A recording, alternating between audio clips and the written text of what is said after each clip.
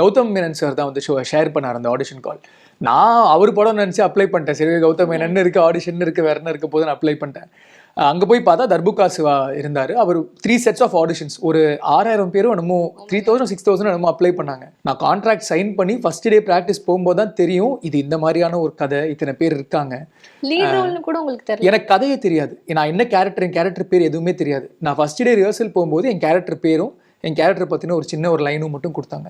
Song வந்து lyrical video launch ஆகும்போது அது ஒரு மேபி ஒரு 1 million வியூஸ், பெரிய விஷயம் தான். பட் அதுவே ரொம்ப கஷ்டப்பட்டு புஷ் பண்ணி தான் அது வந்தது. ஸோ நான் நினச்சேன் ஓகே ரொம்ப அழகான ஒரு பாட்டு, நமக்கு தான் அப்படி ஃபீல் ஆகுதானு. பட் அந்த வீடியோ சாங் வந்ததுக்கப்புறம் அந்த பாட்டுக்கான அந்த ஒரு அங்கீகாரம் கிடச்சிது.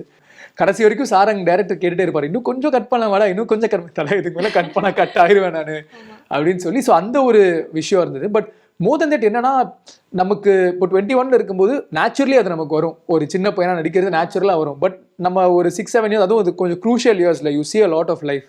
அதெல்லாம் பண்ணிட்டு திருப்பி அந்த மாதிரி நடிக்கும் போது எனக்கே ஒரு மாதிரி இது கொஞ்சம், இந்த படத்தை ஃபோன்லேயும் எடுத்திருக்கோம், டிஎஸ்எல்ஆர்லேயும் எடுத்திருக்கோம், ஃபிலிம் கேமராலையும் எடுத்திருக்கோம். ஸோ அந்த விதத்தில் எனக்கு டவுட்டாக எதுவுமே இல்லை. மற்ற படத்தில் நிறைய இருந்திருக்கு, இந்த படத்தில் இல்லை. Because first from the day one நானும் இருக்கேன்ல. இப்போ நீங்கள் ஒரு ஹோஸ்ட், நான் ஒரு ஆக்டர் எல்லாம் இங்கே இருக்கோன்னா, அதை தாண்டி நம்ம எல்லாரும் ஒரு ஆடியன்ஸ். நாளைக்கு நீங்கள் வந்து சினிமா நடிக்க வந்தீங்கனாலோ எழுத வந்தீங்கனாலோ அதுக்கு முன்னாடி நம்ம ஒரு ஆடியன்ஸ், நம்ம சினிமா பார்த்துட்டு தான் இங்கே வந்திருக்கோம்.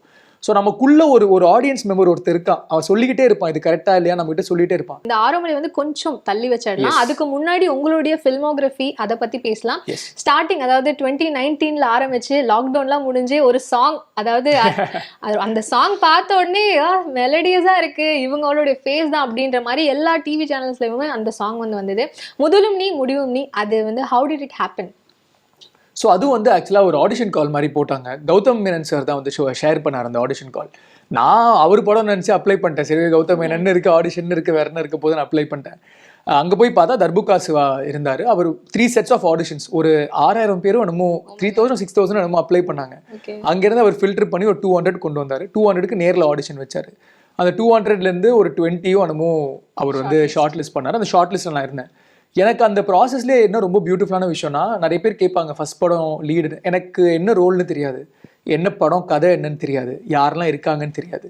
நான் கான்ட்ராக்ட் சைன் பண்ணி ஃபர்ஸ்ட் டே ப்ராக்டிஸ் போகும்போது தான் தெரியும் இது இந்த மாதிரியான ஒரு கதை, இத்தனை பேர் இருக்காங்க.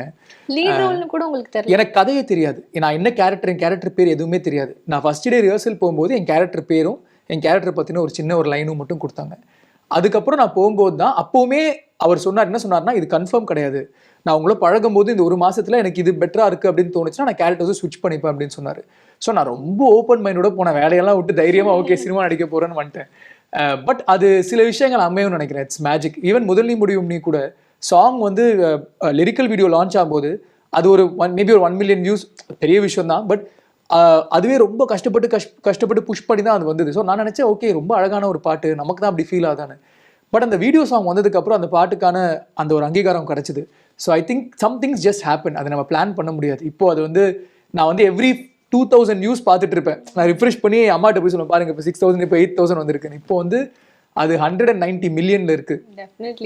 So I think things happen, நம்ம ரெடியா இருக்கணும், அவ்வளவுதான் for it to happen. Okay, correct. அதாவது முதலும் நீ முடிவும் நீல நீங்க பார்க்கும்போது உங்களுடைய கேரக்டர் வந்து நிறைய டிஃபரன்ஸ் இருக்கும், நிறைய லெவல்ஸ் ஆஃப் கேரக்டர்ஸ் இருக்கும். ஸோ ஃபர்ஸ்ட் வந்து ஸ்கூல் பாயா இருந்துட்டு அதுக்கப்புறம் மேலும் வந்து வேலைக்கு போற பாயா இருப்பீங்க. அண்ட் கட் டு திஸ் ஆரம்பலையும் பாத்தீங்க அப்படின்னா அந்த ஒரு டிரான்ஸ்ஃபர்மேஷன் வந்து இருந்திருக்கு. Was it easy for you? ஏன்னா அந்த முதலும் நீ முடிவும் நீ எடுக்கிறப்போ கொஞ்சம் இயர்ஸ்க்கு முன்னாடி எடுத்தீங்க அண்ட் உங்களுடைய பிசிக்கும் டிஃப்ரெண்டா இருந்திருக்கும். இப்போ ஆரம்பலைக்கு அதுக்கு ரொம்ப கஷ்டப்பட வேண்டியதா இருந்ததா? ஸ்கூல் கொஞ்சம் இருந்தது. ஏன்னா நானும் நினச்சேன்னா ஓகே ஷேவ் பண்ணிட்டு போனால் ஜாலியாக இருக்கும்னு. பட் முதல் நீ முடியும் நீ பண்ணும்போது எனக்கு வந்து 21 வயசு. ஸோ அப்போ நம்ம body different. Not that is a big change. But இப்போ வந்து ஆரோமலை பண்ணும்போது எனக்கு 27 வயசு. ஸோ அப்போ வந்து அவ்வளோ அசால்ட்டாக ஷேவ் பண்ணிட்டு போக முடியாது. ஸோ அதுக்கு கொஞ்சம் டயட் பண்ணி தினமும் சொன்னாங்க, தண்ணியெல்லாம் அவ்வளோ கட் பண்ணி தான் போனேன் நான். ஒரு 2 months ஐ வாஸ் லைக் எழுதும்போதே கான்ஷியஸாக வி டிசைடட் ஓகே கொஞ்சம் கட் டவுன் பண்ணும்.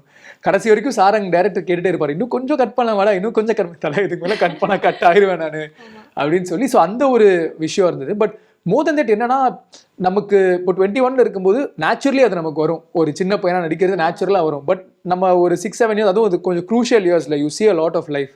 அதெல்லாம் பண்ணிட்டு திருப்பி அந்த மாதிரி நடிக்கும் போது எனக்கே ஒரு மாதிரி இது கொஞ்சம் கிரிஞ்சா இருக்கேடா அப்படின்னு தோணுச்சு. பட் அது பார்க்கும்போது அது நேச்சுரலா வந்துருச்சு. ஸோ பெருசா கஷ்டம்னு நிறைய பேர் இதை விட அதிகமாக கஷ்டப்படுறாங்க. ஸோ கஷ்டம்னு சொல்ல முடியாது. பட் ஒரு ஸ்மால் அளவுக்கு கஷ்டம்னு சொல்லலாம். ஓகே, ஸோ நீங்க சொன்னீங்க பண்ணும்போது கிரிஞ்சா இருந்தது, பட் ஆனா வெளில பார்க்கும்போது டீசெண்டா இருந்தது. அந்த மாதிரி பல மூமெண்ட்ஸ் வந்து இந்த படத்துல வந்து இருந்திருக்கும். ஸோ அந்த மாதிரி நீங்க பிஹைண்ட் த சீன் வந்து இந்த மாதிரி ஃபீல் பண்ணி பட் பரவாயில்லையே அவுட்புட் வந்து ரொம்ப டிஃப்ரெண்டா வந்திருக்கு அப்படின்னு இருக்கிற தருணம் என்னவா இருக்கும்? ஆக்சுவலா கிரிஞ்சின் வந்து மோஸ்டா ரிவர்சல்ல தான் இருந்தது. படத்துல பண்ணும்போது நான் கொஞ்சம் இதுவா தான் இருந்தேன். பட் ஆக்சுவலாக ரொம்ப கான்ஃபிடென்ட்டாக எடுத்த ஒரு படம். ஏன்னா எல்லாமே மாக் ஷூட்ஸ் ஃபுல்லாக பண்ணோம். ஸோ கிட்டத்தட்ட இந்த படத்தை ஃபோன்லேயும் எடுத்திருக்கோம், டிஎஸ்எல்ஆர்லேயும் எடுத்திருக்கோம், ஃபிலிம் கேமராலையும் எடுத்திருக்கோம். ஸோ அந்த விதத்தில் எனக்கு டவுட்டாக எதுவுமே இல்லை. மற்ற படத்தில் நிறைய இருந்திருக்கு, இந்த படத்தில் இல்லை. Because first from the day one நானும் இருக்கேன், இல்லை ப்ரொடியூசரை மீட் பண்ணனால இருந்து நானுமே இருக்கேன். ஸோ அந்த விதமான சிச்சுவேஷன்ஸ் எதுவும். So you knew how it would turn out. Exactly, ரைட்டராக இருந்திருக்கீங்க. எக்ஸாக்ட்லி. அண்ட் நாங்கள் மாக் ஷூட்டும் பண்ணதுனால அந்த மாக் ஷூட்டுக்கே மியூசிக் போடுவார் சித்து. ஸோ அதனால ஒரு மாக் ஷூட் பார்க்கும்போது எங்களுக்கு தெரியும் படம் வந்து ஃபைனலாக எப்படி தான் வரப்போகுது அப்படின்னு. Okay, super. ஸோ அது வந்து உங்களுடைய கரியர்லேயே வந்து கரியர் டிஃபைனிங் பெர்ஃபார்மன்ஸ் அப்படின்னு சொல்லலாம். Next to that I don't know தருணம் அப்படின்னு ஒரு படத்தை பற்றி கண்டிப்பாக பேசி ஆகணும். அதில் மெயினாக உங்களுக்கு மாஸ் மொமெண்ட் அந்த மாதிரி எலமெண்ட்ஸும் இருந்திருக்கு. ஸ்டார்டிங்ல பார்க்கும்போது இந்த கேரக்டர் எப்படி வந்து எடை போடுறது அப்படின்ற மாதிரி ஒரு யோசனையிலே இருந்திருக்கும். பட் ஆனால் நீங்கள் அதை ரொம்பவே அழகாக புல் அவுட் பண்ணீங்க. ஏன்னா செகண்ட் ஹாஃப்ல நீங்கள் தான் வந்து அந்த கேரி பண்ணிட்டு போறீங்க அப்படிங்கும் போது அந்த ஒரு படத்துல ஒரு புதுதான ஒரு லேர்னிங்ஸ் கண்டிப்பா இருந்திருக்கும். அது என்னவா இருந்துச்சு? எனக்கு அங்கதான் லைஃப்லேயே அதிகமான லேர்னிங்ஸ் நினைக்கிறேன் தருணம்ல. பிகாஸ் நிறைய விஷயங்கள் இப்போ முதல் நீ முடிவு பண்ணிட்டு எனக்கு நெக்ஸ்ட் என்ன பண்றதுன்னு ஒரு டவுட் இருந்தது. நிறைய சிமிலர் ஸ்டோரிஸும் வந்தது. தருணம் எனக்கு என்ன game at a time when I was very confused. எனக்கு என்ன பண்ணணும்னு தெரியாத ஒரு டைம் தான் தருணம் வந்தது. ஆல்ரெடி ஒரு படம் பண்ண ஒரு ஹிட் கொடுத்த ஒரு டைரக்டர் டேஜாவுன்னு ஒரு படம் பண்ணியிருந்தார்.